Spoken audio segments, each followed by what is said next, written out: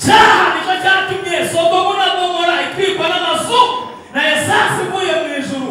Harokoka mugenzi wanjye Loti n'abakobwa be babiri nubwo bamufatiye ku ngufu mu buvumo bw'isowari kubera intege nke n'umunyedini no kwanga guhungira kure. Ariko Loti mugenzi wanjye ntabwo ajya murenganya. Imana yari yavuze Aburahamu, yavuze Loti. Imana ibahungisha ku bw'intego. Nimushaka mwe mwarahabumbuye mukahasoma. Icyaha ni ishyano. Icyaha ni iki? Icyaha ni iki? Icyaha gitera umugabo kuryamana n'umukozi asize umugore mushaka. Icyaha gitera umugabo kujya icyangugu cyangwa urubavu akajyana n'inda yagaruka mu rugo akaguha keya zitabaho na harimo asibanganya iki? Cyaho ni ishyano. Yagira undeganya n'intego. Umugabo umwe ngo yariye ubugari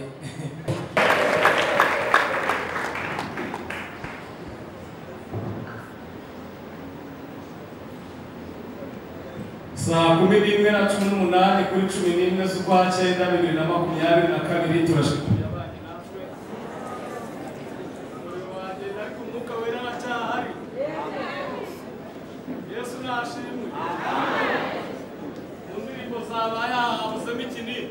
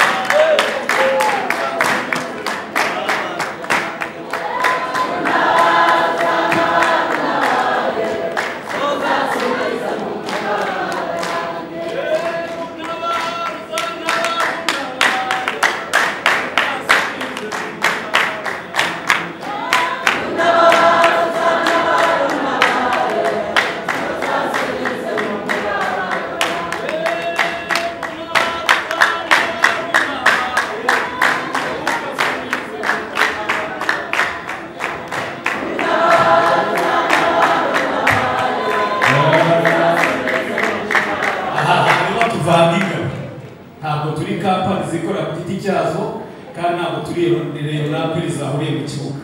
Dufite intego imwe yo guhesha Imana icyubahiro. Yego kandi ikintu byugahagira ko Nyagasani aribuka Loti mwene so muri Kristo Yesu. Turongeye turahuye nari babwiye ngo 11 z'ukwa 9 umwaka 2022 muri aya masaha saa 11:20 turashimira Imana yabanye natwe kandi turashimira Imana none kandi yabanye natwe kuva mu gitondo. Muyikomera amashyi akagerwa ku mashyi hanyuma kandi twese muri Satani eshanu Satani akoresha rwanda ibiterane habamo no kudakorera hamwe.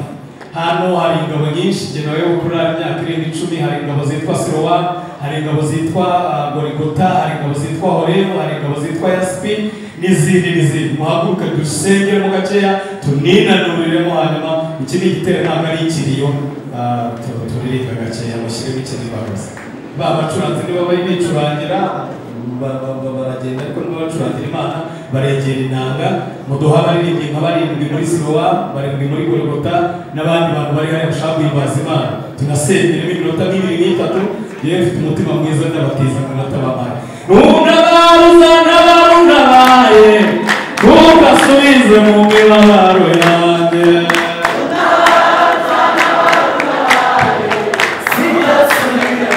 Oh,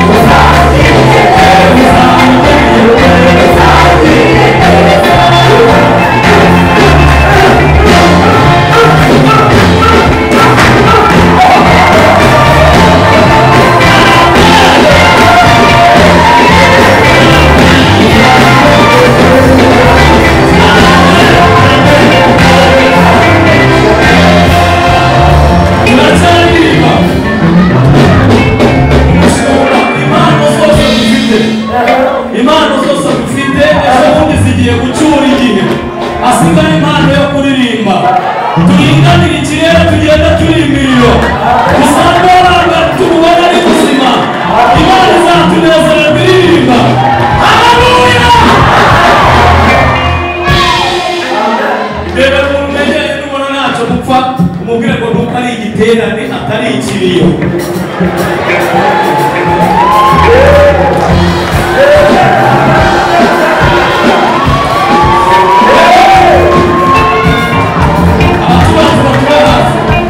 wajya mubwira ko ibyo turimo tubifitiye ibisobanuro bihagije nuwaza akatubaza ibyo turimo twamusobanura tuti ni umuco w'abayuda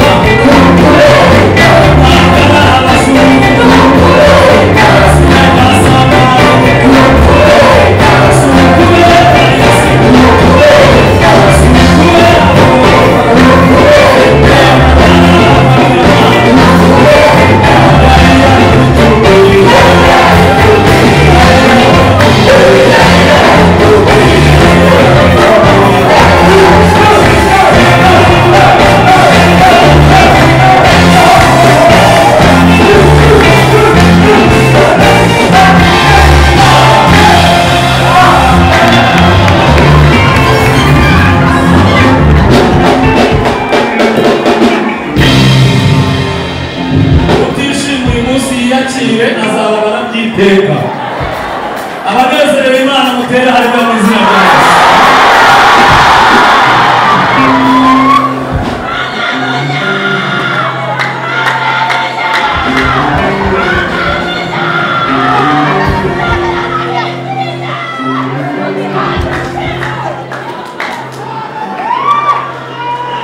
gira abantu bambabaza nabuze icyo nkorera ndacyagishaka ninkibona nzakibatwerera abantu bitwa abafana barara badasinziriye bagatanga kotezasiyo bakisiga amarangi amakipe yabo agatsindwa ariko Yesu wacu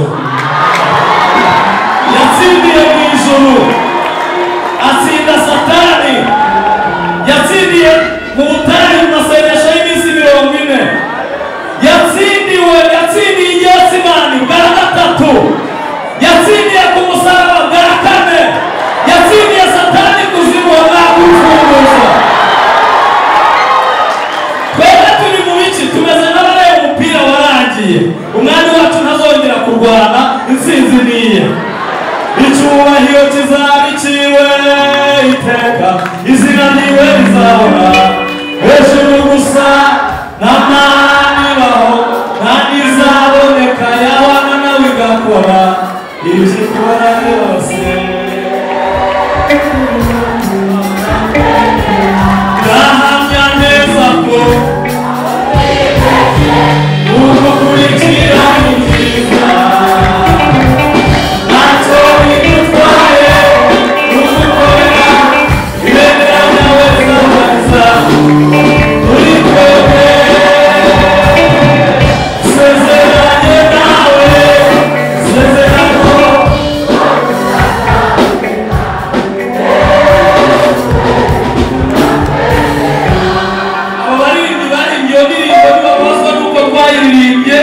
uzababwire ko nabo baririmba kantike ntaho babihemba ubibahereye uburenganzira ejo bundi witegereje abanyegiputa maze urabatungura urabitegereza bacikana inyuma urongera urabahindukire ku biziga ku magare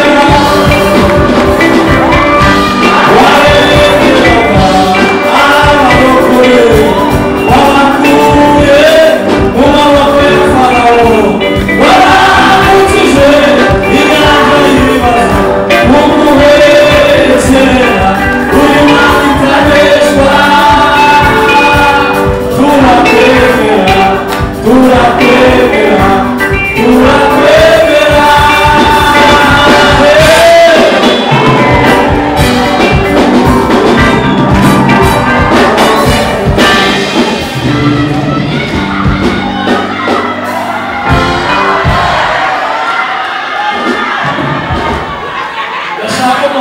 Imana cyubahiro.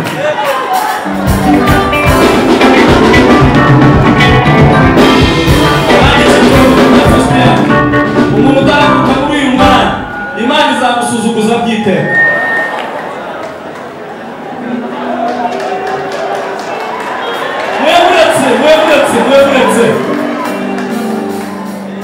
Uretse gucuranga hari ibintu muri teolojiya bita ngo ni ubuyobe bwera, ubuyobe butagatifu. Ijambo ry'umusaraba kuba rimuka n'iki urupfu. Abo tubana kenshi babwira ko Imana idakwirwa muri logike y'umuntu. Imana yicara mu ijuru ikarambya mu isi, ntiyakwira muri iyo denesi yawe. Twe tugeze mu gice cyo hejuru, wowe uracyanariza. Abahanga bavumbuye igisirikare mumurikire mu izina rya Yesu. Ntabwo ndi umwuka wera sinakwemeza. Niba utabanye neza n'Imana ibyo mvuga ni sumaku ntibyagufata kandi uribase. Niba uri mwene wacu ibyo mvuga urabyumva, zamura haleluya.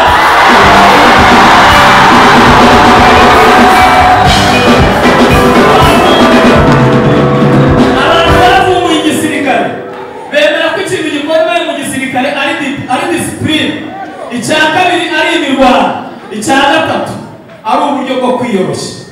Akenshi mubikora mutanabizi. Iyo bateye isaruti bagira gutya bakagira gutya, baba bavuze ngo nubwo uri hejuru amaherezo uzajya hasi.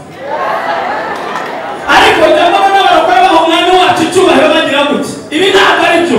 Ubu umanuye hasi, uri hasi ni Satani, ariko umwami wacu isaruti ye bayimuhagurutsa tuzahora hejuru.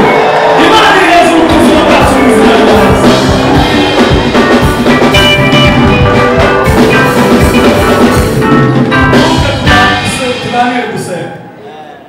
Sinzi ibintu byabarangaje ariko umugambi w'Imana uragerwaho. Mwicare bahebye kwicara.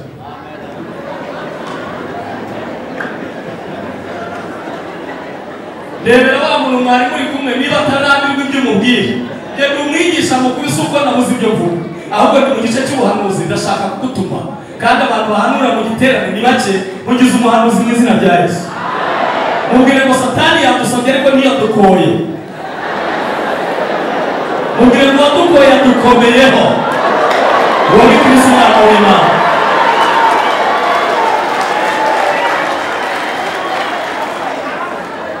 Iyo muteguye igiterane gitegurwa n'inama eshatu.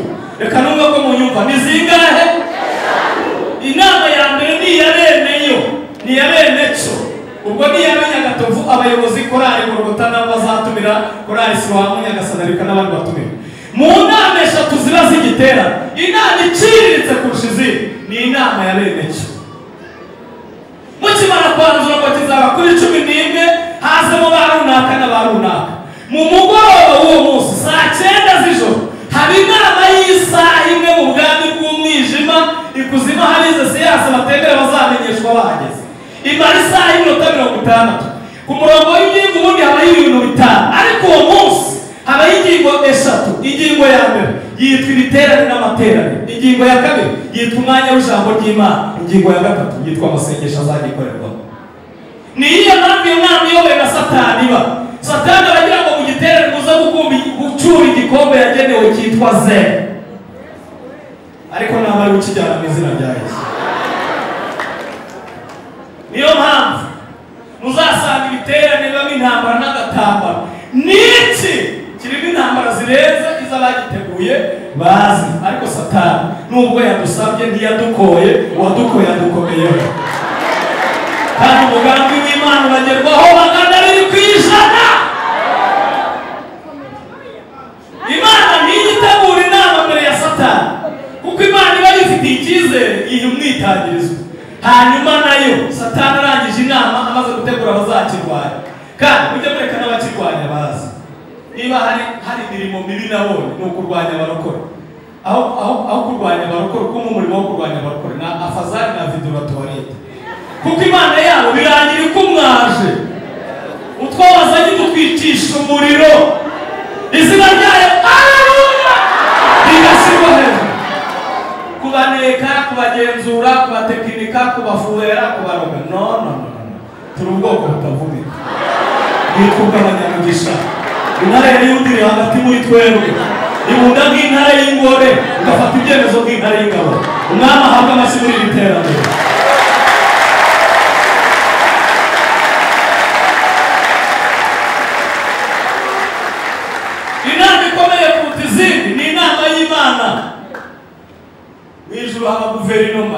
n'Imana data niwe perezida w'isi n'ijuru umwongere icyubahiro.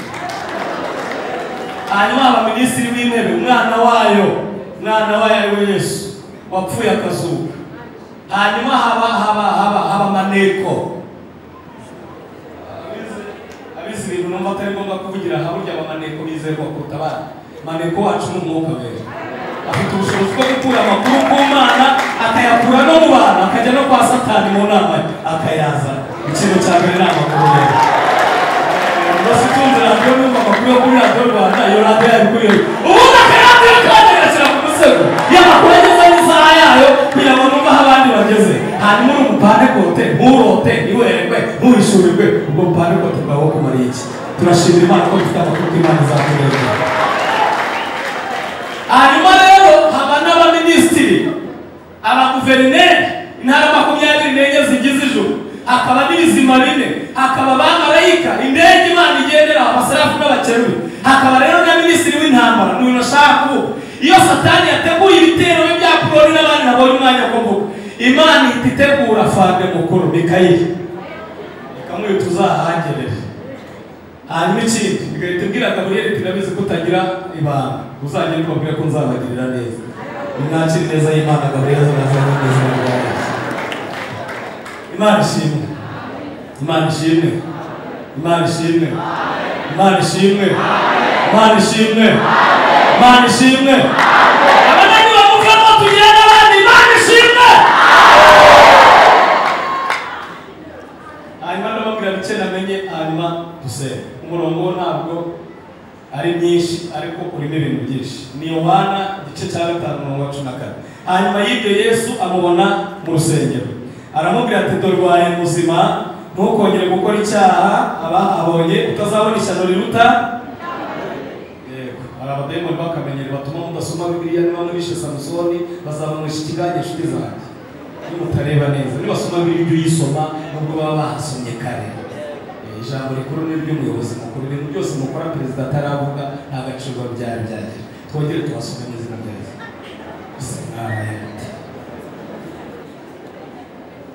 Hanyuma y'ibyo Yesu amubona ari hehe? Mu rusengero. Aramubwira ati dore ubaye, ntukongere gukora iki? Utazabona ishyano riruta. Umugambi w'Imana wa mbere muri iki giterane ni ugukiza abakijemo ishyano rya mbere n'irya kabiri. Ishyano ni iki? Ishyano mu mico n'imigani y'Abanyarwanda bifite uko bivuga, tudafite umwanya wo kuvuga, ahubwo reka tuvuge iki cyo Bibiliya yita ishyano. Ishyano utanyikiriza atari ni icyaha. Ni iki? Icyaha iyo cyaje haba haguye iki? Hanyuma by'umwihariko kikaba icyaha cy'umuntu witirirwa izina ry'Imana. Niyo mpamvu cyitwa ishyano, ni uko abakoreye Satani kandi yitirirwa iki? Abadayimoni b'amakipe tubarwanye muri ubu buryo. Hari igihe dukora igiterane ukibwira ngo buriya tugiye kugarura izazimiye, ukagira ngo uracyari mu rwego.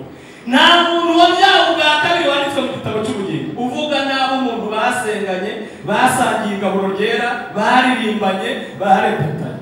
Habe n'ubwo yaba ibyamuvuga ari ukuri, kutambika umugore wawe usase cyangwa yicaye nawe kuko utaduhamagara, iryo ni ishyano. Iryo ni iki? Hanyuma ishyano rya mbere Bibiliya ivuga ko rigizwe n'ibintu byinshi, ibyo nabashije gusoma nyamara kubona iyi ntero. Icyaha cyirukanishije Lusiferi. Baririmbyi bacu baturimbiye neza mu bongera amashyi. Ariko ntushobora kuririmba korali Silowamu ushyizemo na Golgota na Yosipi akaza na Hoziyana na Betaniya na Yehovayire na Theo bose babireba n'abandi ntibutse. Niba ushobora kuzaririmba ngo mugere ku rwego rwa Satani. Niyo mpamvu iyo ngeze hano atagakoga nkagira ubwoba, nta muntu Imana itakwirukana. Ntidakurizwa iki? Muyiririmbire muhimba iki? Amateka ye avuga ko Satani yaririmbaga atiyamashije byose, ngo indeye yari irimo migiseri na ampliki, nta safiri, nta y'umugozi, ibi bikamera, ibi bitukura, bigira ngo nta ibi byarira. We ngo yacaga mu nda ye akaririmba to. kubera intege nke amakorali yacu yananiwe basi, ariko ngo yari afite amajwi 400, twe dusigaye kuri 3. Iyo muririmba burya araseka agatera. Ni nayo mpamvu muzasanga indirimbo iyo ziririmbwa abantu benshi bagira ibihe byiza. Ni na byiza indirimbo riba mu mfunguzo 5 zikingurije, hanyuma umwanya w'ijambo ry'Imana waza abantu bakarangara abandi bakayobora ko Satani ntatinya indirimbo, atinya abafite biramutse, atinya iki? Abakunzi b'ijambo mvuge amen.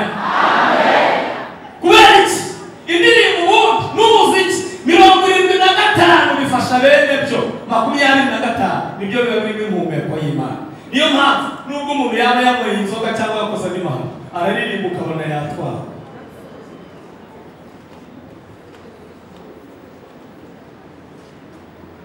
Umunsi umwe ngo yararirimbye Imana iranezerwa wigira gutya, urabonye igize itya bahita bavuga ndi muri intebe yanjye nyicaze iruhande rwawe Yesu yimuka.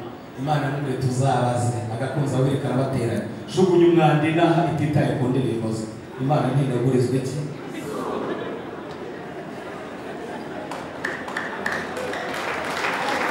Muyana yayo cyangwa muyarekera.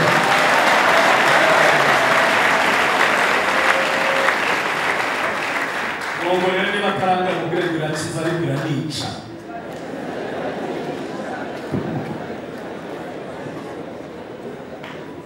Ibintu tuzavuga ikindi Imana izakora undi mwanya turabyizeye. Tuzababwira uburyo amaze kwirukanwa mu ijuru yaje kumashwamashwa kureva, azaguhimbira ku mugore. Ariko Yesu yakijije umugore mu buryo bune. Icya mbere, umugore yaramutwise aramubyara. Icya kabiri, yaramuhetse aramwosa. Icya gatatu, niwe bamubonye yazutse. Icya kane, yamugereranije n'itora abagore b'Imana. Kandi umuntu uvuga umugore nabo bafite abadayimoni, kuko baratubyara bakanatubyarira. Harakabaho abagore n'abakobwa bamwe. Hanyuma impamvu mubona abagore bagira ubwibone ntabwo ari icyaha, nuko ariko babonanye na Satani bwa mbere kandi yiruka mu ijuru azize ubwibone.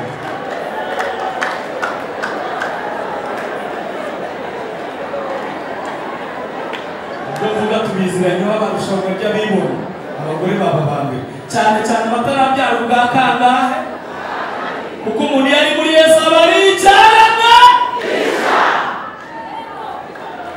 Turashimira Imana yadukuyeho amateka mabi, ntikabure icyubahiro kuri twatera. Cyaha nicyo cyatumye Sodomu na Gomora itwikwa n'amazu na esansi ivuye mu ijuru. Harokoka mugenzi wanjye Loti n'abakobwa be babiri, nubwo bamufatiye ku ngufu mu buvumo bw'isowari kubera intege nke n'umunyedini no kwanga guhungira kure. Ariko Loti mugenzi wanjye ntabwo ajya amurenganya. Imana yari yavuze Aburahamu, yavuze Loti. Loti agira ngo n'abantu batumvise ijwi ry'Imana baririmba ibintu by'Imana ariko batabaha ibivugira.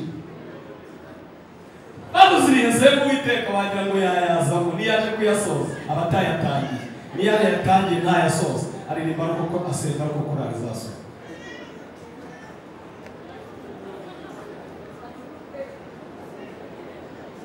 Icyaha cyatumye Abisirayeli bagwa bwa mbere n'ubwa kabiri. Abagihari haleluya, nimunyora ndasoza haleluya. Icyaha cyatumye Abisirayeli baba abanyangano bwa mbere n'ubwa kangahe? Ubwa kabiri. Ubwoko Imana yironyeye baba baretwa imyaka 70. Umwami wabo umwirasi Zedekiya utarashaka kumvira ubuhanuzi mu rusengero, Nebukadineza yicira abahungu be ku bitare by'irimbura, bazana abahungu bamukuramo amaso n'imishito, yotsa inyama z'ihene, nawe baramushyira muri gereza nawe yapfuye. Imana bamugisha ku bw'intego, nimushaka mwe mwarahabumbuye mukahasoma. Icyaha ni ishyano. Icyaha ni iki? Icyaha ni iki? Icyaha gitera umugabo kuryamana n'umukozi asize umugore mushaka. Icyaha gitera umugabo kujya icyangugu cyangwa urubavu akajyana n'inda, yagaruka mu rugo akaguha keya zitabaho n'ahari basibanganya iki? Cyaho ni ishyano. Yagira uneganya n'intego. Umugabo umwe ngo yari ubugari umugore ngo yabonye ari butaraburya aramumara, abwiye umugore ati negera mu mara abana bararira ati papa kuturaje ubusa ati mwihangane yari intego. Niyo ntego bampaye kandi nerekana ko n'umwigisha agomba kwiyatabuta iyo ugize ibintu usoma baravuga baturiyeje ejo bundi nanjye nk'umuntu waje mu isezerano rya kera reka ngerageze ngende nka Gideyoni uko imbaraga zanjye zingana unyumvanye ikibuze icyaha ni iki kandi ibyaha biriho ubu ni ibyaha by'ibidotiko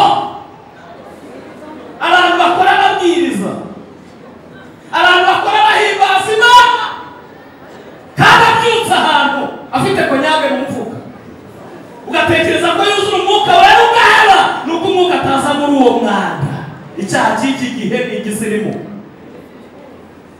ni icyaha kidatinya uruhimbi ni icyaha kidatinya izina n'imyaka umuntu amaze mu rusengero icyaha ni ishyano mbega intego Mana tuzayisubiraho reka tuyirarize reka soreze ku isezerano rya kera ku kintu bita guceceka kw'Imana icyaha cyatumye Imana iva mu Bisirayeli ngo bavuye i Babuloni baragaruka Imana muri tigishari bacishijeho kizatuma bihana bagarutse barushaho kwihemukira no kwimenyera ibavamo iraceceka imyaka 400 ibinyejana bine nta urota nta wishurirwa nta jambo nta nimwumva uko Imana icyaha ni ishyano twamuke tujye mu isezerano rishya ibyaha byo mu isezerano rishya nibyo byatumye Yuda agambanira Yesu yaramugiriye neza amutoranya muri 12 nk'uko yamutoranije mwaririmbye cyane murananirwa ariko nimwandare munyikirize haleluya amen ukuntu mwamanuye sha nanjye mukamanura nimunzamure haleluya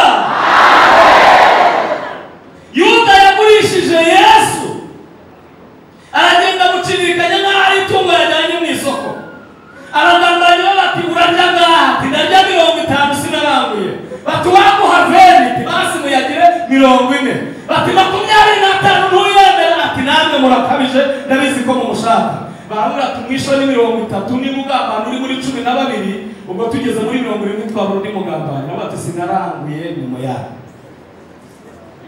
kandi ahita asimbukira aho barimo bagigahura Yesu bakimubona arababwira ati mwe muri mwe n'umuki n'umugambana batangira kwibaraguza tumwe izina rya Yesu bazimuhashe ubwo se nigi commentaire biblique ziravuga ngo Yesu yaravuze ngo ndi buhereze umutsima umugati ntabwo bajyaga gato nk'ako kwigaburo byasabaga kurya cyane niwe uwo kandi yabikoze bose bakanuye ngo baramure bamenya ko ari we hanyuma umugati ararya ngo ararya arawumara Nakiba atari ko umuntu ugambanira umwami Yesu n'ubwo bibe kweri bivuze ko icyaha kiguteza icyo bita ibitotsi byo mu mwuka kugera ku rwego umutima utagucira iki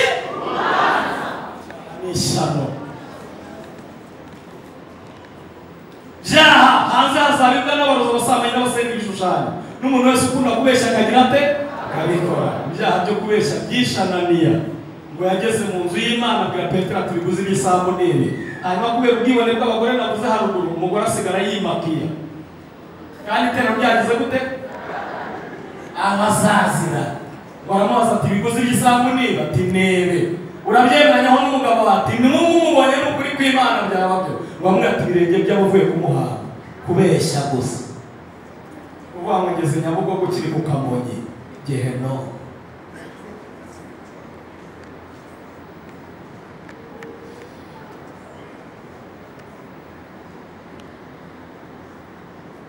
soza aka gace gavuga ntabwo ariko kuyamara hanyuma mbabwira umugambi w'Imana wa kabiri muri iteraniro Imana irashaka ko abantu baba bazima haranditse ngo nukubaye unyumva nyikiriza nukubaye umugambi w'Imana wa kabiri nuko abantu baba bazima kuko abenshi bafite umwuka w'isarudi wo kugira izina ry'uko uriho kandi uri iki intumbi ivuga intumbi iririmba intumbi intumbi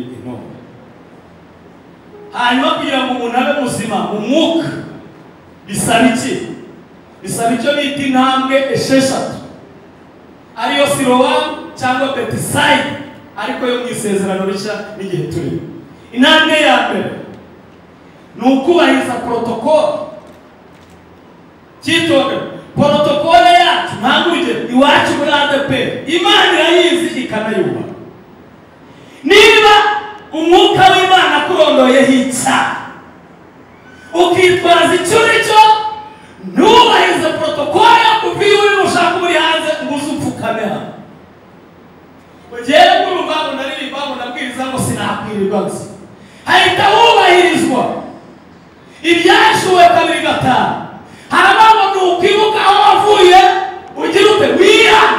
Iyo Imana ibwiye Efeso kwihana ni itorero rikurukutanya gatovu. Ubwo nyine nihane ntabwo iza gusubira inyuma ngo ibabwire ubutumwa bw'itorero ngo mwezwe ngo mwirinde. Ubutumwa bwo kwihana ni ubutumwa bw'abanyabyaha bw'abantu bagushije iki ishyano abaribo bose.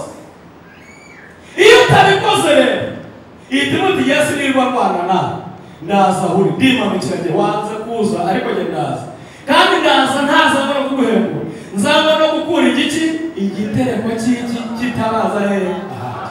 Iyo igitereko kitabaza cyavuye ahacyo rero uhita weruka. Kandi iyo umuntu yabaye mu nzu y'Imana igitereko kitabaza kikava ahacyo inzoga zose atanyweye ariyeranje mu mezi 6 akabira itogoro byose agize ate. Niyo mpamvu muzasanga umurokore w'umupfumu arutwa n'umupagani w'inyangamugayo nuko igitereko kitabaza cyagize gute cyavuye ahacyo. Intambwe ya mbere yo kuba muzima mu mwuka nicyo bita kumenya ko wahemukiye Imana ukagusha iki ishyano. Hari umukobwa watubwiye ngo tumurenganure ngo baramubeshe ngo aratwite tuzamurenganura ku wa 4 abyara ku wa 3 kandi arinda byaravuga ko umutima utamucira iki. Abantu babwirije ubutumwa kera abakecuru bacu bajyaga batubwira ngo mwana wanjye siniba sinsamba kandi ngo yaraye abana.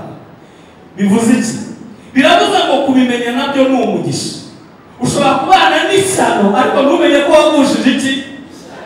None abigisha benshi b'abana mu mwuka nabateze ko nabwirije ntibiha wa ntabwo utagize ahubwo nta mugisha uhari uko abantu bamenye ko bagushije iki.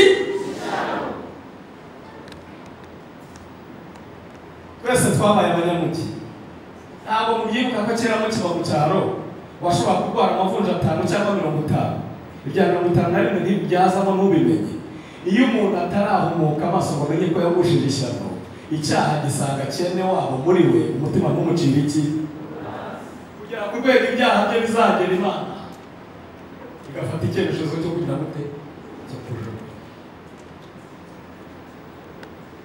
Kandi cyitobe nubwo mubona tubwiriza neza tukaririmba neza ibi bintu tuvuga iyo udasenga ntibigufata ubyumva nk'amahamba y'inka wumva atari wabireba hari abandi bireba kubimenya nabyo ni amaki.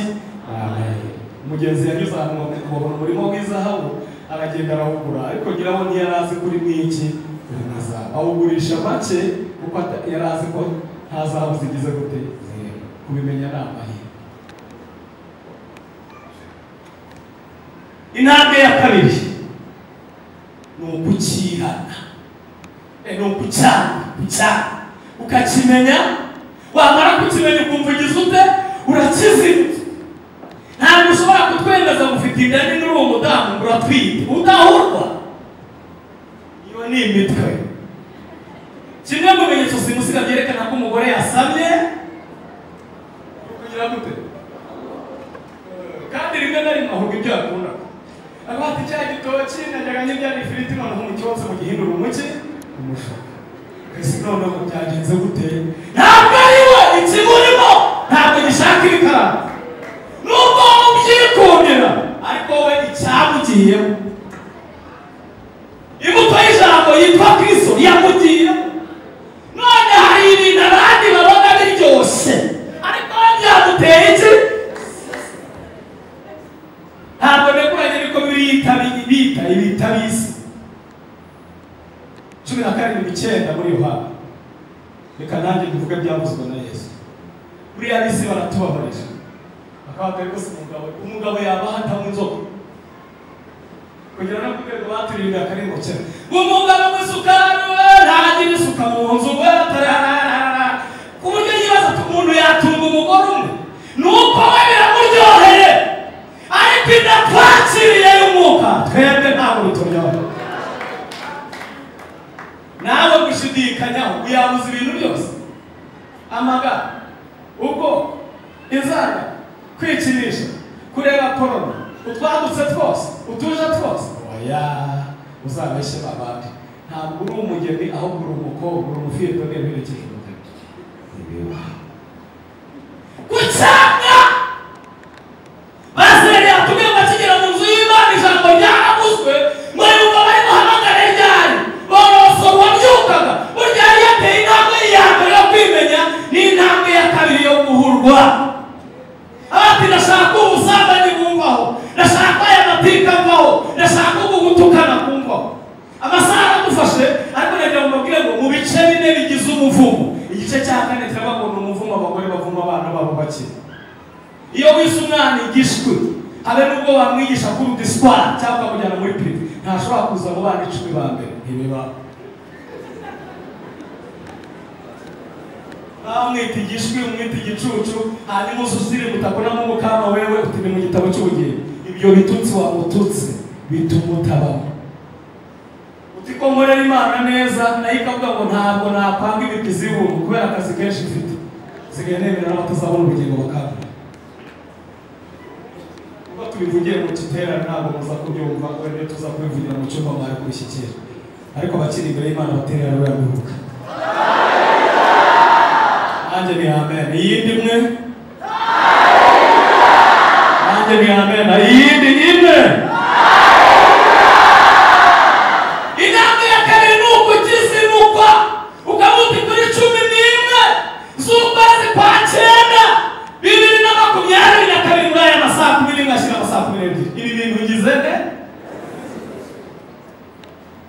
jambo nyane yaravuze ngo abantu bakina n'icyaha ngo nk'umuntu ukinisha akana gato k'agakobwa ngo hanyuma ngo agakinisha ngo karangiza akamunyarira ngo kamara kumunyarira akakubita ku kibuno bapfuba agakobwa akabigusa ariko mu kanya agakiri igitaka agaseka bakagasoma niko abantu benshi mubana n'ibyaha babihinduye inshuti ntabwo ushobora kwihana icyaha nubwo mbirigaramu yazuka hakaza abandi bavuga ubutumwa baremera ngo ufite aho ujonjora ntayo uzaba hejuru ntabwo ushobora kwihana icyaha utabuzura umwuka wo gushaka kugira gute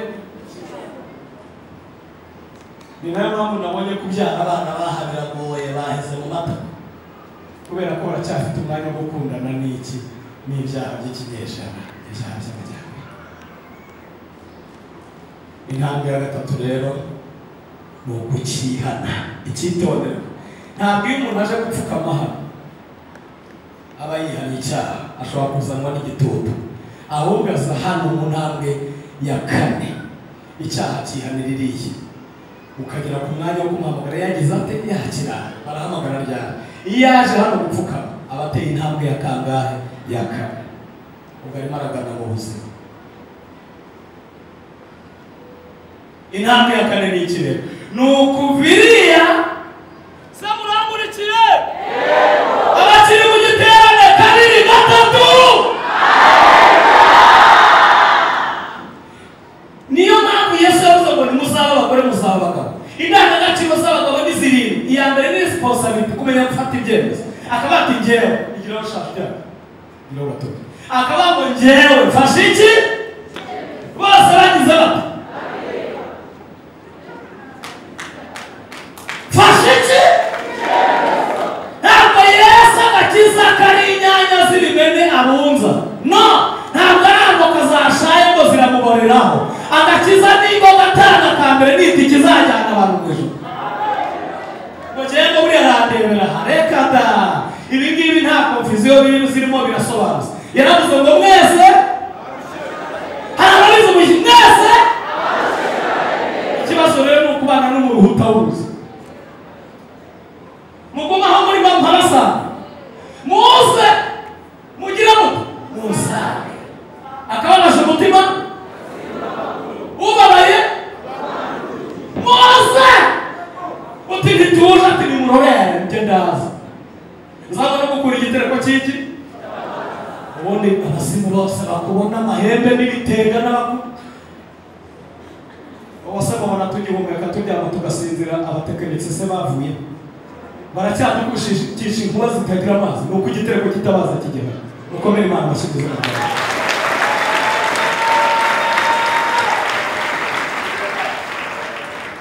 kandi amakuru nahawe n'Imana nuko muri giterane n'iterano ry'uyu munsi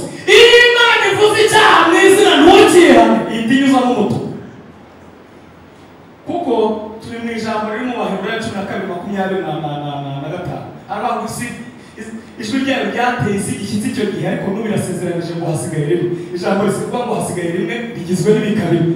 Igika cya mbere ni uko imishinga yose Imana yateguye umuntu yayirangije hasigaye kumutwara. Niyo mpamvu kubyumva ntubikora isigaye inyuza mu ikara ritukura. Yarambwiye ngo nzabwire abanyarwanda bene wacu ngo ntabwo murusha Abisirayeli igikundiro ku Mana, bayihemukiye ibihembwe 10 igihe kiragerera bica, kandi nta mirimo twakoze iruta iy'Abisirayeli bakoreye Imana. Kabiri, ibitangaza Imana yadukoreye ntabwo biri tujya yakoreye Abisirayeli. Iyo igeze igihe irabikora ikabisoza ikabirangiza. Ikindi muri kubona abantu uburyo bitabira ibiterane abantu bagahagarara hanze, ntabwo ari Nyagatovu n'ahandi hose. Ibi bitandukanye n'ubyo bibwira ngo nukubera ko Covid yahagaritse ibintu. Ni umugambi w'Imana mugari wo kwizanira abantu bakuye hanze kugira ngo bahereze agakiza, yirukana abanyabyaha bamaze igihe bajye bahora aha Imana n'abahaye abakinnyi b'abasimbuka. Kugeza igihe umubare usitse w'abanyamahanga uzinjira mu itora, Imana ya mbere ikavuga, abasigaye bagahura n'ishyano rya kabiri nimbona kandi ndarigera. Intambwe ya kane ni ukuvuye ukaza hano, niko protokole y'Imana iteye. Intambwe ya gatanu muracyahari? Turi gutera intambwe ya gatanu tugana mu buzima. Ya kangahe? Abahari mu gikirize ya kangahe? Intambwe ya gatanu iganisha umuntu mu buzima. Iravuga ngo ni ugusengerwa na A na B. Icyambere ni ugusengerwa n'uwakinesheje. Reka nuvuga ko muri n'uwagize ute cyangwa wabyemejwe. Sobanura ibintu byacu bikorera mu mwuka. Wihanyirare nanjye bifite abantu Imana kubabarira iguhe n'imbaraga zo kurinesha, bitashyiramo n'iryanjye urataha ugasanga. Isaba gusengerwa n'uwagize n'uwakinesheje, kuko ibintu byacu ni ibintu byo mu mwuka. Wa mugore Yesu yaraye ku musozi asenga ngo amwegera amaze imyaka 12 ari mu mugongo, amukoze imbaraga zigira gute zimuvamo zirukana icyaha. Wewe barakukora aho bagukure n'iki? Niba wishidikanyaho bajya gusengera abantu wigireye. Ni nk'ibi bintu by'abatayimoni. Umuntu akarukuha hano abatayimoni ukaza kwiyemera utera baraza mumaze imyaka muri itora baragufata. Uko abatayimoni banga ibice byinshi, habamo abatayimoni batera muri ubwo buryo ntabwo umwanya wo kuvuga, hakaba n'abatayimoni bahagarariye ibyaha. Cyaha cyo kubeshya kigira umutayimoni wacyo n'ibindi. Intambwe ya gatanu ni ugusengerwa n'uwagize ute n'uwakinesheje cyangwa wabyerejwe. Bibiravuga ngo ni umutambyi utahira muri uwo mwaka, ntugapfe kugira urambikaho iki ibiganza. Impamvu abantu benshi bagakizwa nuko nabo basengera bagakizwa. Intambwe ya gatandatu ni intambwe yitwa kwatura. Kwatura kubamo A na B, ni ukwaturira abantu b'Imana no kwatura uwo wagikoreye. Ubu haje iteka mutwe umuntu arakorera icyaha Nyagatovu akajya gutacyaturira cy'umukeye, asuzugura umugabo Nyagatovu agahita asimbukira ko umukeye ufite Imana imbabare gusuzugura iki? Iyo ni magendu. Ikosa rikosorerwaho ryagize gute? Abanyamupira baraha, nubwo umuntu yaba ari Messi cyangwa Ronaldinho agakorera ikosa muri defense akagenda agatsinda igitego umusifuzi yamushyira ifiriye, ntabwo cyemera. Niba umusifuzi witwa Umwuka Wera yamushyira ifiriye bakavuga ati aturira mu rusengero ariko waturiye n'umugabo ni wahemukiye. Ibintu byo kubona hari umuntu wagize intege yuko amubwira ati mpakabizu yakwanga kukagwa agatokesha abadayimoni kuvuga ngo reka mbwirize nirebera hano niho ngo hari abantu buzuye mu reba naha aho uze kujya kuhihanira. Reka ngo ndeba ahandi hano hari uwo wanduye, genda ubwire uti ndacyashakisha, ibisigaye ni magendu bizatuma abantu babura ubugingo. Sorese ku ishyano rya kabiri tugende. Turacyari imbere y'Imana ko ntabumva. Haleluya, zashizemo. Haleluya, ishyano rya kabiri ryarigiye kuba harabura iminsi mike ngo ribe. Nicyo bita kuribuka abantu bitiriwe Imana bakabura ubugingo. Nta masaha mfite kandi we waba yaranyumvise bivuga yanjye ngo nibyo nkoramo, ariko Imana yanegetse yambwiye gusobanurira abantu itorero rijya ari ryo n'aho itorero rigeze n'ibihe bibura kugira ngo Kristo aze. kugaruka kwa Yesu kwegereye abantu ku rwego rurenze urwo bazi. Kubamo amaperiyode atatu. Periyode ya mbere niyo ku musozi witwa Elayono yararangiye, nimara kanya nzabibabwira. Periyode ya kabiri ni ibihe birusha byararangiye, amatsinda 19 azaba ari mu itorero rya kare. Tugeze muri periyode ya gatatu yitwa ibisebitangiza na Kristo. Igise cya mbere kumenagurika kw'imbaraga zawe, igise cya kabiri ubutumwa bwiza bw'ubwami buzigishwa amahanga yose, igise cya gatatu umutima uzatora. Waratoshe muri 48 hashize imyaka 74 umutima utoshe, hanyuma uzatohana n'amababi hashize imyaka n'amababi atoshe. Yesu yaravuze ngo ibyo nimubibona muzamenye ko atakiri kwire ahubwo ageze ku rugi. Agiye gutumbura abantu benshi bari mu gisirimba, abandi bari mu mwoko mu mutima, abandi bari mu matiku, abandi bari mu nzangano, abandi bari mu bwibo, kandi abantu benshi bagiye kurimbuka. Genda bonye Imana ivuga, marayika w'Imana yabinyeretse mu minsi 6. Bona Imana iravuze, ku musozi yanyeretse Imana ivuga. Korali y'abantu 74 mu rusengero ruto no hagiye abantu benshi, hagenda abantu 20-54 barasigara.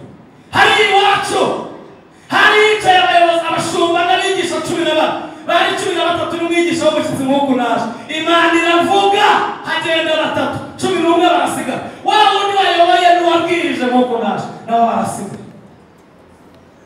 Nitondere ibintu by'ubugingo tuvuga, ni ibintu bikomeye, kandi abantu basigazwa n'utuntu tw'amanyenga cyane cyane turi mu gice cya kabiri mu mirimo 15 iyo bita imirimo ya kabiri. Habamo agace ka kabiri karambagiriza ka mbere kitwa gukora ibiteye iki iby'isoni nke.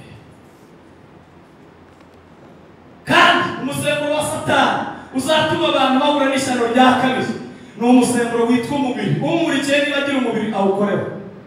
Niba utinena gushobora kuba winena, niba utinena akora ku mubiri wawe, akora ku mubiri wawe. Gira uruki niba utinena akora ku mubiri wawe. Ikintu kizatuma abantu barimbuka ni umugore witwa Nyirabyiringiro n'umugore w'igihano ari yiyima yiti tugendana iri mu mufuka upfumuye hasi no hejuru. Iki ngiki nimusoma Zefaniya 2:17 yahanuye iby'uyu munsi, aravuga imibiri y'abantu izatabwa nk'amayezi n'amaraso yabo aseswe nk'iki umukungu. Kandi bituma umubiri ufite amakuru ahagije kutazagera imbere y'Imana. Uzajya mu rubanza umubiri uri inyamirambo cyangwa rusoro biterwa n'abazaguha bazaba bagushyize. Kandi mu bisimba nabonye bitagira ikinyabupfura. Icya mbere nicyo bita inyo. Nubwo bagufureba imyenda yawe yose, ku mugoroba bagukinguyeho urarakubwira turakaza neza twatugutegereje. Ube komanda, ube majoro, ube bishop, ube apotere, ugira amakonti aremereye mu banki atandukanye. Muri uwo mugoroba abashyitsi ba mbere uhura nabo ni abashyitsi bitwa inyo. Icyiciro cya kabiri ni iby'isi, ibintu irari ry'umubiri n'irari ry'amaso, cyane cyane amafaranga, imyambaro n'ibindi mugenda mubonesha amaso yawe. Yesaya 2:11 yaravuze ngo icyo gihe abantu bazafata amafaranga bayashugunyije imbeba n'iki n'ubucurama, ngo bagende babwire intare n'inyamaswa bati nimuduhishe amaso yicaye hehe kuri yawe. Ishyano rya kabiri riraje. Imana ibafashe, Imana ibarinde. Imbere y'uko ngizwa na Gatolika nta mirimo myinshi twagiraga kwa padiri, sinzi niba yaraje, ariko imirimo iba muri iri torero ryacu. Ubwo mwararepese, ubwo mwarasenze, ubwo mwashatse amatike nubwo ari hafi nimwaza n'amaguru, ubwo hari amakotizasiyo, turabivuze nta nubwo ari icyaha. Mu kanya twafunguye kuko harya inyamaswa n'amatungo nizo zigira ibiryo, abantu bagira amafunguro. Twariye, mwarakoteje, mwatanze andi, muratanga andi, twarananiwe nanjye nateze no kubyuka saa 10 ukabyamutinze.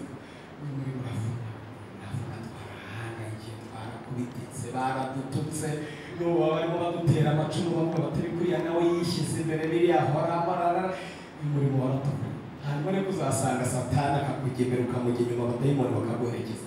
Kandi ikindi hateye inyigisho z'ubuntu zibabwira ngo ntabwo bizaba abazakiriye namwe mugeze ubaha mugikuzimu. Noneho ndabivuze, umugambi w'Imana muri iki giterane ni ugukiza abantu. Ishyano rya mbere ni rya kangahe?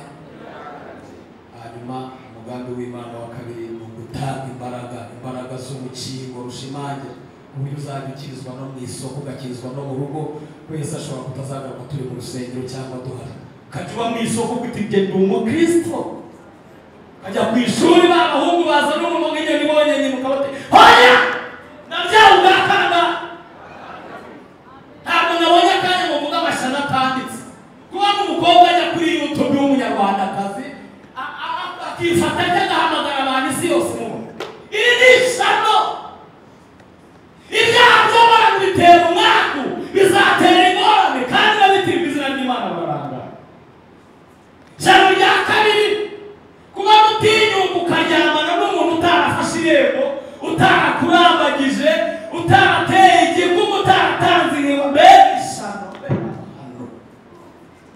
cyane umugabo nakirwa mfite imyaka 16 icyenda mu bintu byamangayitse njya gushaka ni uburyo ndi mujyamana n'umukobwa, ariko we kubera kuri iri hanze ishyano ryateye urumambi wanyu, mwumva nta kibazo muti numva bibiri turajyana ngo gukura iki ni ishyano.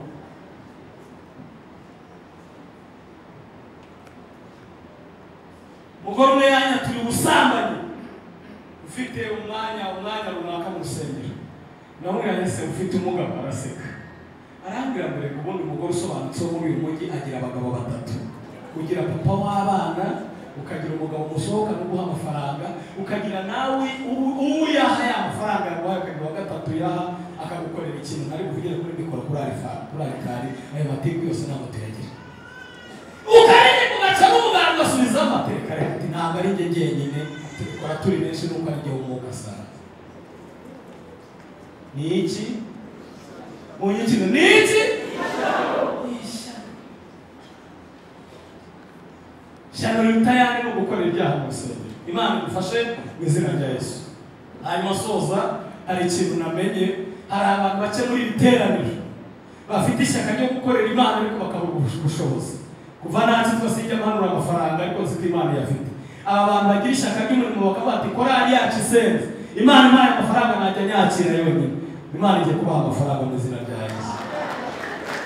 Hanyuma ikindi n'ubundi n'umugambi w'Imana mu giterane ni ugukiza indwara zimaze igihe. Ariko icyitondera, mbere Yesu yakizaga indwara mbere akabwiriza nyuma, ariko muri iki gihe akiza icyaha mbere agakiza indwara nyuma.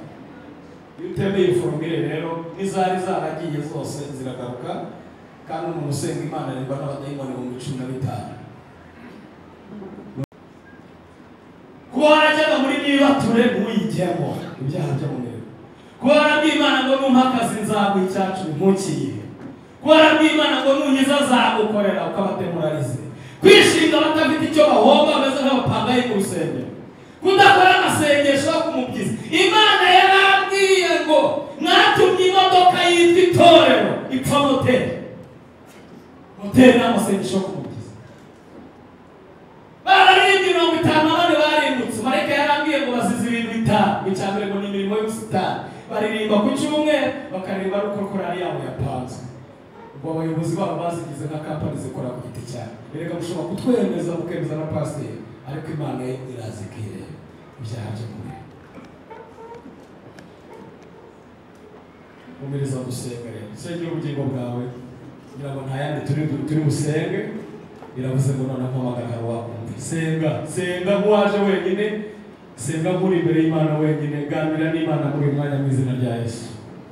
Tugiye guhamagara abantu bakurikira mu izina rya Yesu. Umuntu wanyweye inzoga